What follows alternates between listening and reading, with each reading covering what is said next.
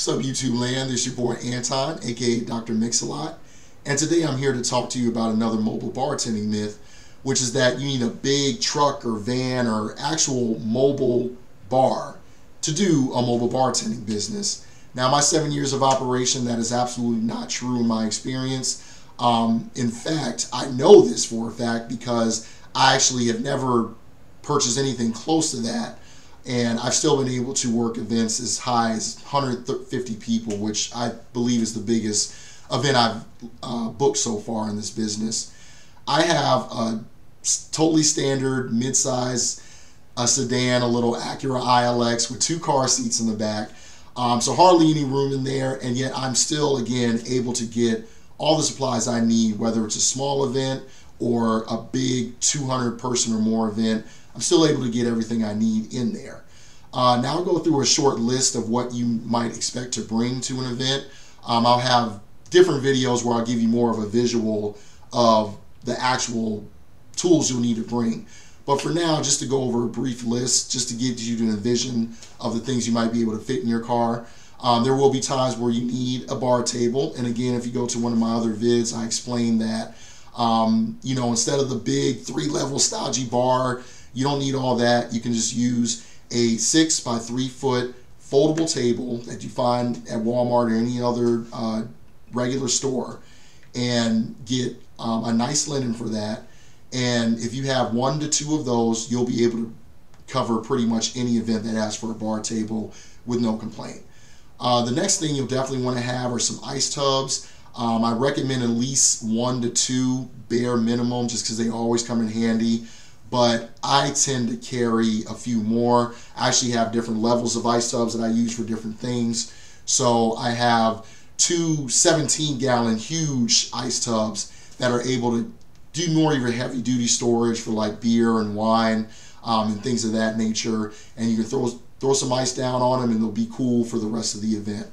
I also have a more medium-sized ice tub, about a 10-gallon ice tub that I use mainly actually for waste liquid. All my good mixologists know that if you don't have a sink, which 95% of your events you won't, it's a pain in the butt to figure out what to do with all that stuff after you're done mixing.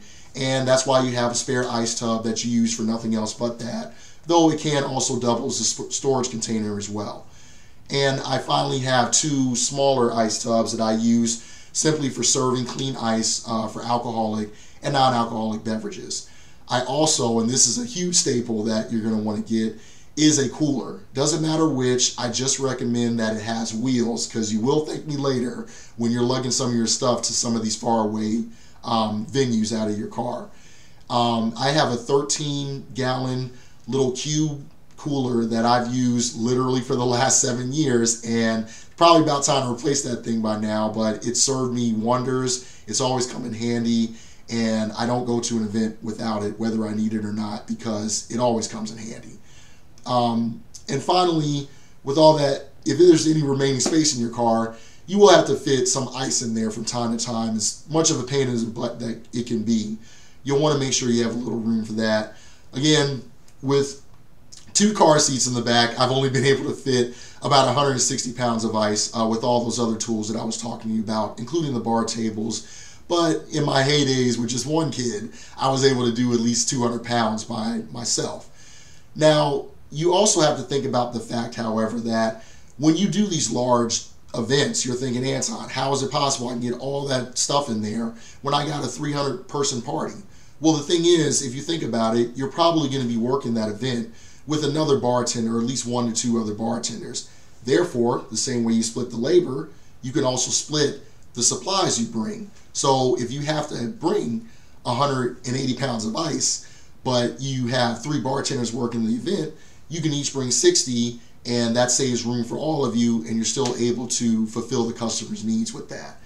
So again, I'm not really discouraging anybody to get a van or a truck or anything big like that. Trust me, I've seen them. They're so cool, and it's so cool I can go around and just bring your bar, your entire bar, with you to any event. But with that said, we've been in successful operation for quite some time, and I've never even thought of having to get something that over the top. So not discouraging.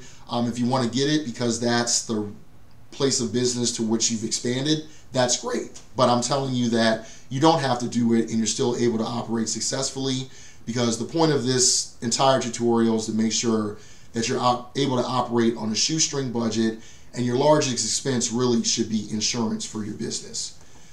So with all that said, if you like what you heard, make sure that you click the like or subscribe button. This is Dr. Mix-a-Lot signing off. As always, happy mixing and cheers to unbeatable service.